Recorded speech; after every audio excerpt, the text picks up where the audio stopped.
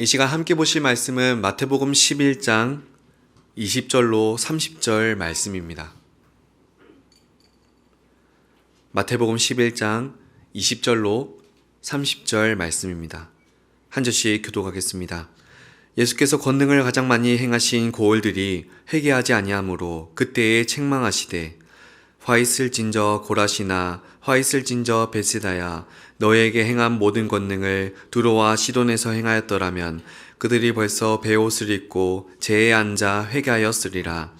내가 너희에게 이르노니 심판날에 두로와 시돈이 너희보다 견디기 쉬우리라. 가버나움아 내가 하늘에까지 높아지겠느냐 음부에까지 낮아지리라. 내가 행한 모든 권능을 소돔에서 행하였더라면 그 성이 오늘까지 있었으리라. 내가 너희에게 이르노니 심판날에 소돔 땅이 너보다 견디기 쉬우리라 하시니라. 그때 예수께서 대답하여 이르시되 천지의 주제이신 아버지여 이것을 지혜롭고 슬기 있는 자들에게는 숨기시고 어린아이들에게는 나타내심을 감사하나이다. 옳소이다. 이렇게 된 것이 아버지의 뜻이니이다. 내 아버지께서 모든 것을 내게 주셨으니 아버지 외에는 아들을 아는 자가 없고 아들과 또 아들의 소원대로 계시를 받는 자 외에는 아버지를 아는 자가 없느니라. 수고하고 무거운 짐진 자들아 다 내게로 오라. 내가 너희를 쉬게 하리라. 나는 마음이 온유하고 겸손하니 나의 멍에를 메고 내게 배우라. 그리하면 너희 마음이 쉼을 얻으리니. 함께 읽겠습니다. 이는 너의 멍에는 쉽고 내 짐은 가벼움이라 하시니라. 아멘. 이 시간 우리에게 필요한 쉼이라는 제목으로 말씀 증거하겠습니다. 사랑하는 성도 여러분, 오늘날 우리는 그 어느 때보다 쉼이 필요한 시대를 살아가고 있습니다. 스마트폰의 알림은 새벽에도 울리고 업무 메일이나 알림은 주말에도 쏟아집니다. SNS는 끊임없이 남들과 우리 자신을 비교하게 만들고 경쟁과 성과에 대한 압박은 우리의 영혼까지도 지치게 만들죠. 많은 사람들은 이런 피로감에서 벗어나기 위해 쉼을 찾기 위해서 여행을 떠나거나 여가 생활을 확보합니다. 하지만 다 경험해 보셔서 아시겠지만 이러한 일들은 우리에게 진정한 쉼을 가져다 주진 못합니다. 왜일까요? 우리의 참된 쉼이 어디에 있는지 오늘 본문을 통해서 함께 생각해 봅시다. 참된 쉼은 어디에 있는가? 회개에 쉼이 있습니다. 본문에서 예수님은 고라신과 벳세다를 향해서 강력한 책망의 말씀을 하십니다. 이 도시들의 위치와 특징을 잠시 살펴보면 고라신은 가버나움에서 4km 떨어진 곳으로 예수님의 주요 사역지 중 하나였습니다. 또한 벳세다는 베드로와 안드레의 고향이자 오병이어의 기적이 일어난 곳이었죠. 이 도시는 각각 다른 곳에 위치해 있지만 예수님의 가장 큰 기적들을 목격했다라는 공통점을 갖고 있었습니다. 그런데 예수님의 큰 기적을 오랫동안 지켜본 그 도시 사람들은 무엇을 하지 않았는가? 끝까지 회개를 하지 않았습니다. 그 모습을 오랫동안 지켜보시던 예수님은 화 있을진저 고라시나 화 있을진저 벳세다야 라고 탄식하십니다. 생각해보면 예수님은 이 도시들을 능력으로 벌하실 수 있습니다. 그런데 왜 고라신과 벳세다를 향해서 탄식하시며 엄중한 말씀을 늘어놓으시는 걸까요? 그들이 돌아오기를 바라셨기 때문입니다. 그러니까 예수님의 탄식과 책망에는 마치 자녀가 잘못된 길로 가는 것을 볼 때 안타까워하는 부모의 심정이 담겨 있다는 겁니다. 따라서 너무나 무섭고 강력하게 책망하시는 예수님의 말씀에는 무엇이 담겨 있는가? 어서 회개하고 돌아오라는 권면이 담겨 있습니다. 그렇다면 여러분, 예수님께서 기다리신 회개가 무엇입니까? 단순히 잘못을 뉘우치는 감정이나 일시적인 후회를 말하는 겁니까? 그게 아닙니다. 회개를 뜻하는 히브리어 테슈바는 돌아섬을 의미하며 헬라어 메타노이아는 생각의 변화를 뜻합니다. 즉 회개는 쉽게 말해서 전적인 방향 전환을 의미하는 것입니다. 밧세바를 범하고 나단의 책망을 받았던 다윗의 모습을 한번 떠올려 보시기 바랍니다. 그는 자신의 죄를 깊이 깨닫자 다음과 같이 하나님 앞에 고백했습니다. 시편 51편 4절에 내가 주께만 범죄하여 주의 목전에 악을 행하여 싸우니. 이때로부터 다윗은 삶의 방향을 완전히 돌이켜 하나님을 향해 나아갑니다. 그러나 고라신과 벳세다는 이런 회개가 없었던 겁니다. 그런 고라신과 벳세다는 예수님의 마음을 알지 못한 채 아무렇지 않은 일상을 살기에 급급했습니다. 겉으로 보기에 그들은 너무나도 평온해 보였을 겁니다. 하지만 정작 그들의 상태는 불안과 진정한 평안이 없는, 쉼이 없는 상태였을 것이 불보듯 뻔합니다. 왜냐하면 범죄한 사람들, 특별히 하나님을 떠난 이들에게 찾아볼 수 없는 것은 바로 쉼이기 때문입니다. 오히려 불안한 마음만 보일 뿐이죠. 제가 진주에서 전도사 사역을 하던 때 새벽기도 시간에 일어나는 게 너무 힘든 나머지 알람을 10개 이상을 맞춰도 일어나지 못하던 때가 있었습니다. 그래서 어떤 잠금 해제 설정이나 액션을 취해야 알람이 풀리는 그런 어플을 설치해 봤지만 폰이 뜨거워지다 못해 꺼질 때까지 일어나지 못한 때가 있었습니다. 그러다 화들짝 눈을 뜬 시점부터 교회로 가서 사역을 준비하는 내내 제 마음에는 불안한 마음만 가득했습니다. 담임 목사님을 마주치는 순간 나는 혼날 거야 라는 불안감 때문이었죠. 그런데 주변의 사역자들이 쟤는 보통이 아니다 라고 했던 점이 저를 그곳에서의 사역을 편안하게 해줬습니다. 그것은 제가 먼저 목사님께 달려가서 저의 잘못을 솔직하게 고백하는 것이었습니다. 목사님, 오늘도 일어나지 못해 죄송합니다. 있는 그대로를 말씀드렸더니 버럭 화를 내실 것 같다라는 불안한 상상과 달리 그래, 다음부터 잘하면 된다 라고 말씀을 하시더라고요. 그럴 때마다 제 마음에 불안이 떠나가고 평안과 쉼이 찾아오는 것을 경험할 수 있었습니다. 여러분 이처럼 무언가 잘못을 저지른 삶, 죄를 지은 삶, 특별히 하나님을 떠난 삶에는 무엇이 없는가? 평안, 쉼이 없습니다. 그래서 예수님께서 말씀하십니다. 너희에게 화가 있다. 그러니 너희는 심판을 받을 것이다. 그들의 불안한 상태를 바라보시며 회개하지 않는 모습을 바라보시며 무섭게 책망하시고 경고하신 거죠. 그러면서 회개하지 않는 고라신과 벳세다가 겁을 먹어서라도 돌아오기를 바라는 심정으로 24절에서 이렇게 말씀하십니다. 내가 너희에게 이르노니 심판날에 소돔 땅이 너보다 견디기 쉬우리라. 여러분, 예수님의 경고는 물론 현실이 될 수 있습니다. 하지만 그들이 주님의 경고 속에서 주님의 따뜻한 마음을 느낄 때, 그 속에 담겨 있는 부모의 심정을 느낄 때 어떻게 될 수 있습니까? 회개를 통하여 진정한 쉼을 누릴 수 있었습니다. 어서 회개하렴. 너희들이 그런 심판에 당하기 전에 돌아오기를 바란다.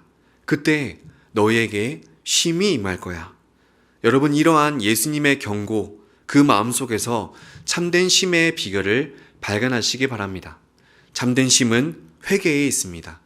마치 탕자가 아버지로부터 받을 유산을 미리 챙겨서 떠났다가 뒤늦게 자신의 잘못을 깨닫고서 결국 아버지께 돌아온 것처럼 말입니다. 누가복음 15장 18절에 집을 떠나온 아들이 이렇게 말합니다. 내가 일어나 아버지께로 가리라. 그 결심을 행동으로 옮겨서 삶의 방향을 완전히 아버지께로 돌이켰을 때 그는 비로소 아버지 안에서 참된 쉼을 얻을 수 있었습니다. 그런데 여러분, 이렇게 회개하기 위해서 우리에게 필요한 것이 있습니다. 가장 중요한 것은 죄를 깨닫는 것이죠.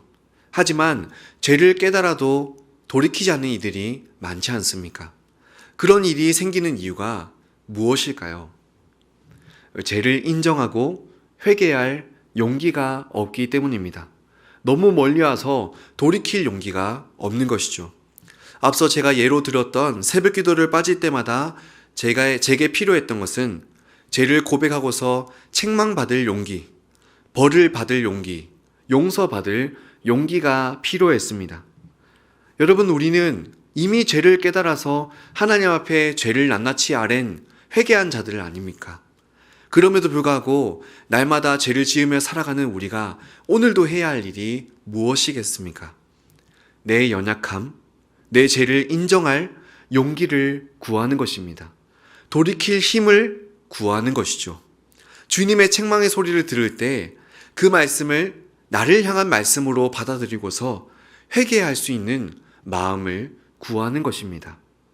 여러분, 죄를 인정한다는 것은 말은 쉽습니다. 하지만 참으로 어려운 영역 중에 하나입니다. 그래서 이 시간 화 있을진저라는 예수님의 책망을 받은 만큼 어두운 삶을 사는 건 아니라 할지라도 주님 앞에 과연 지금 내가 돌이켜야 할 영역은 없는지 이 시간 함께 돌아봅시다. 돌이킬 수 있는 충분한 시간과 기회를 제공해 주시는 하나님 아버지 앞에서 우리 자신을 살펴 회개하는 우리가 되기를 바랍니다. 그렇게 참된 쉼을 누리시는 저와 여러분이 되기를 주님의 이름으로 축복합니다. 아멘. 계속해서 참된 쉼은 어디에 있는가를 살펴보고 있습니다. 참된 쉼은 어디에 있는가? 겸손한 마음에 쉼이 있습니다. 앞서 예수님께서 고라신 벳세다를 향해 책망하시며 회개해야 함을 배웠습니다. 이제 예수님께서 또 다른 심판의 대상인 가버나움을 향해서 책망을 하십니다. 23절을 보시면 가버나움아 네가 하늘에까지 높아지겠느냐라고 하시죠. 여기서 우리는 가버나움의 특징이 교만이었다는 점을 알 수 있습니다. 가버나움은 당시 예수님의 주 사역지였고 수많은 기적을 목격한 도시였습니다. 또한 호수 북쪽에 위치한 도시로서 로마로 향하는 주요 무역로에 위치해 있었기 때문에 경제적으로도 매우 번성했습니다.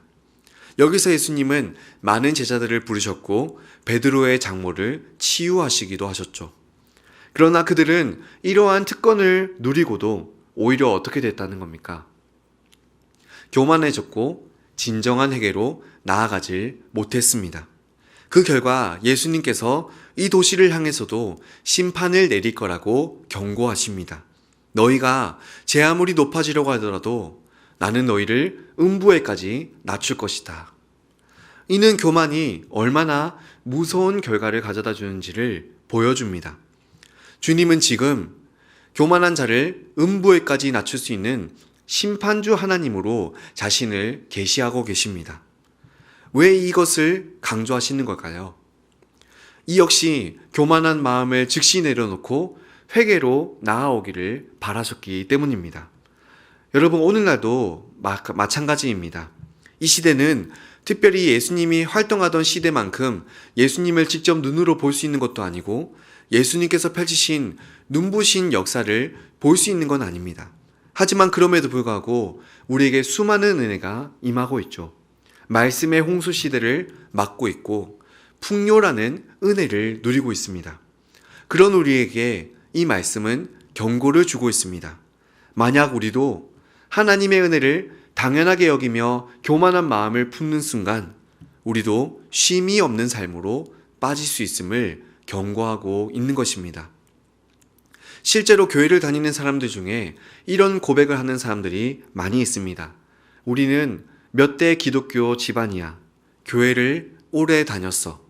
성경을 많이 알아. 봉사를 누구보다 많이 해. 라고 말이죠.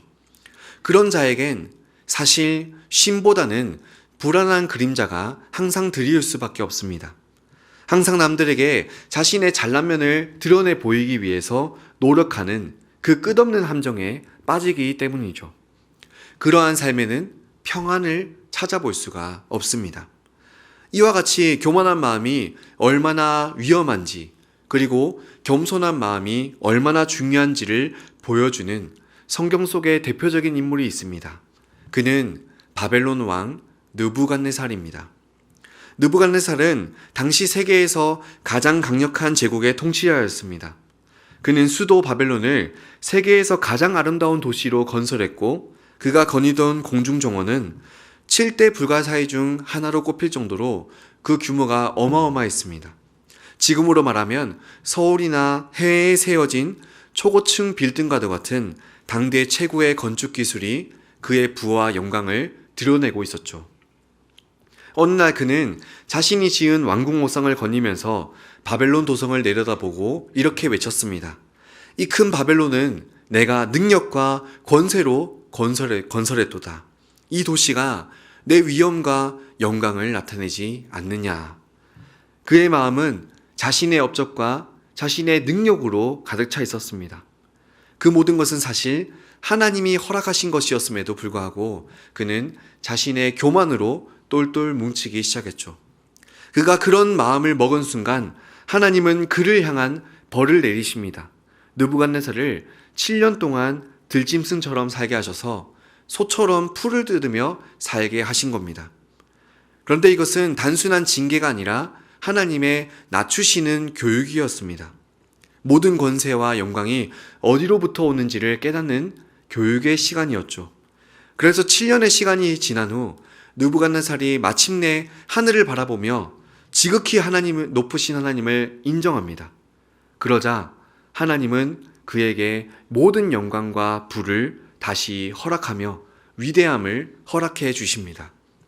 이전의 영광은 자신의 능력을 자랑하는 영광이었지만 이제는 하나님께 영광을 돌리는 겸손한 통치자가 되게 하신 겁니다. 이러한 내용은 오늘 예수님께서 가버나움을 향해 내리시는 심판 메시지를 연상케 합니다. 우리가 어떤 이룬 어떤 성공과 성취가 하나님의 은혜임을 잊을 때 우리도 교만에 빠질 수 있습니다. 그리고 그러한 삶에는 무엇이 없는가? 거듭 말씀드리지만 참된 쉼이 없습니다. 좋은 학벌, 안정된 직장, 건강한 자녀들, 풍성한 물질, 심지어 신앙생활의 연수나 봉사 경력까지도 교만의 원인이 될 수 있습니다. 그러나 여러분, 그 모든 것이 지금 내가 누리고 있는 모든 것이 하나님의 은혜임을 기억할 때 우리는 참된 쉼을 누릴 수 있습니다. 하나님 앞에서 겸손히 엎드릴 때 우리는 참된 평안을 경험하게 되는 것입니다. 하지만 매일 겸손한 삶을 산다는 것은 우리의 노력이나 다짐으로 되는 것이 아니죠. 그러면 어떻게 그 삶을 살 수 있습니까? 교만하게 행하는 자를 능히 낮추실 수 있는 하나님께 기도함으로 우리는 우리 자신을 낮출 수 있습니다. 그래서 우리는 날마다 하루를 열면서 기도로 하루를 시작할 수 있어야 합니다. 오늘도 내 자신이 주님 안에 거하게 하여 주시옵소서. 내 생각, 내 뜻, 내 판단이 아닌 주님의 뜻을 따르는 자들이 되게 하소서. 예수님을 중심에 모시고 살아가는 자가 되게 하소서. 그렇게 기도하며 나아가는 우리가 되기를 바랍니다. 그래서 그 속에서 참된 쉼을 누리시는 저와 여러분이 되기를 주님의 이름으로 축복합니다. 아멘. 참된 쉼은 어디에 있는가? 회개와 겸손한 마음에 있다고 했습니다. 마지막 세 번째로 예수 그리스도. 마지막으로 우리가 꼭 기억하고 잊지 말아야 할 중요한 사실은 참된 쉼이 오직 예수님 안에 있다라는 사실입니다. 본문 28절을 한번 보십시오. 수고하고 무거운 짐진 자들아 다 내게로 오라. 내가 너희를 쉬게 하리라. 여러분, 주님께서 지금 우리를 어디로 인도하십니까? 참된 쉼으로 인도하시며 초대하고 계십니다. 수고하며 무거운 짐을 지는, 바꾸어 말해 영적으로 너무나 지쳐있고 육체적으로 고갈되어 있는 우리의 삶에 쉼을 허락해 주시겠다고 약속해 주시는 겁니다. 생각해 보십시오. 예수님이 활동하던 당시에 유대인들은 세 가지 무거운 짐에 시달리고 있었습니다. 첫 번째로는 로마 제국의 정치적 압제였고, 두 번째로는 바리새인들이 날마다 지어주는 율법의 무거운 짐이었고, 세 번째는 메시아를 기다리는 피곤한 피로감이었습니다. 오늘날 우리는 어떻습니까? 우리도 다양한 짐을 지고서 살아가지 않습니까? 자녀 교육의 짐, 경제적인 짐, 건강의 짐, 관계의 짐, 거기에 대해 끊임없는 자기 개발에 대한 압박, 불확실한 미래와 불안한 마음, 비교와 경쟁의 스트레스까지 이러한 짐들은 우리의 어깨를 끊임없이 짓누릅니다. 너무 무겁게 느껴지죠. 서두에서도 잠시 언급했듯이 세상은 이런 우리에게 다양한 해결책을 제시해 줍니다. 여행을 가봐. 취미생활을 가져봐. 돈을 더 벌어봐. 벌어둔 돈을 너의 인생을 위해서 마음껏 써봐. 하지만 거듭 말씀드리지만 이러한 행동들은 우리에게 일시적인 쉼을 가져다 줄지는 몰라도 우리의 영혼의 문제, 그 영혼의 문제를 해결해 줄 수는 없습니다. 그런 고달픈 인생을 사는 우리에게 주님께서 주시는 약속이 무엇입니까? 수고하고 무거운 짐진 자들아, 다 내게로 오라. 내가 너희를 쉬게 해줄게 라는 놀라운 약속입니다. 예수님께서는 어떻게 이러한 영혼의 안식, 쉼을 허락해 주실 수 있습니까? 주님께서 우리의 죄와 우리의 모든 무거운 짐을 대신 짊어지시고 십자가에서 돌아가셨기 때문입니다. 그분이 결코 우리 스스로 내려놓을 수 없는 우리의 무거운 짐을 대신 짊어지시고 그 길을 걸어가 주셨기 때문에 내가 못 박혀야 할 그 자리에 우리 주님이 대신 못 박히셨기 때문에 우리가 나음을 얻게 된 것입니다. 그리고 그 길을 걸어가신 주님을 확신하고 믿는 자에게 주님께서 주시는 약속이 무엇입니까? 용서와 평안, 그리고 참된 쉼인 것입니다. 복음서에는 예수님 안에서 참된 쉼을 발견한 사람이 나옵니다. 그는 삭개오입니다. 세리장이었던 그는 재물과 권력이 넘쳐나던 사람이었습니다. 당시 세리는 로마 제국을 위해서 세금을 걷는 일을 했었는데 정해진 세금보다 더 많은 금액을 걷어서 차액을 착복하는 것이 일반적인 일이었습니다. 삭개오는 동족의 피를 빨아먹는 부자였죠. 하지만 그에겐 무엇이 없었는가? 쉼이 없었습니다. 심지어 동족들로부터 많은 미움까지 받고 있었죠. 그러나 그가 예수님을 만난 후 어떻게 변화가 됩니까? 자신의 소유를 나누고 속여 빼앗은 것을 배로 갚아나가며 잘못을 바로잡습니다. 그가 회개하기 시작하며 모든 것을 나누겠다는 겸손한 마음을 품기 시작한 것이죠. 그러자 그에게 무엇이 임하는가? 예수님만이 선물로 주실 수 있는 참된 쉼, 곧 구원이 임합니다. 예수님이 말씀하시죠. 오늘 구원이 이 집에 이르렀다. 이처럼 예수님은 우리에게 단순한 휴식이 아닌 영혼의 깊은 곳까지도 치유하고 회복해 줄 수 있는 은혜를 허락해 주시는 은혜인 것입니다. 여러분, 예수님께서 지금 우리를 이러한 쉼의 자리로 초대해 주고 계십니다. 이 사실에 응답하는 우리가 되기를 바랍니다. 그때 세상에 줄 수 없는 평안과 기쁨을 누리게 될 줄 믿습니다. 말씀을 정리하겠습니다. 오늘 우리는 참된 쉼이 어디에 있는지를 함께 살펴보았습니다. 우리의 쉼은 진정한 회개를 통해서 시작됩니다. 또한 우리는 겸손한 마음이 참된 쉼으로 가는 길임을 보았습니다. 마지막 궁극적인 쉼은 오직 예수님 안에 있습니다. 수고하고 무거운 짐진 자들아, 다 내게로 오라. 내가 너희를 쉬게 해줄게 라는 주님의 약속은 오늘도 여전히 유효합니다. 그래서 오늘도 우리가 주님과 동행하며 주님의 뜻을 배우고 순종할 때 무엇을 누리게 됩니까? 쉼을 누리게 되는 것입니다. 이제 우리는 선택해야 합니다. 이 시간 이후로 회개하는 마음으로, 겸손한 자세로 예수님께 나아가도록, 또 예수님과 동행하며 예수님께 배우는 삶을 살도록 선택해야 합니다. 그렇게 주님만 따르며 주님 안에 있는 참된 쉼을 누리시는 우리 복된 성도님들 되시기를 주님의 이름으로 축복합니다. 아멘. 이 시간 주신 말씀을 기억하면서 우리가 찬송하며 기도하는 자리로 나아가겠습니다. 이 세상을 살아가는 동안에 함께 고백하며 나아갑시다.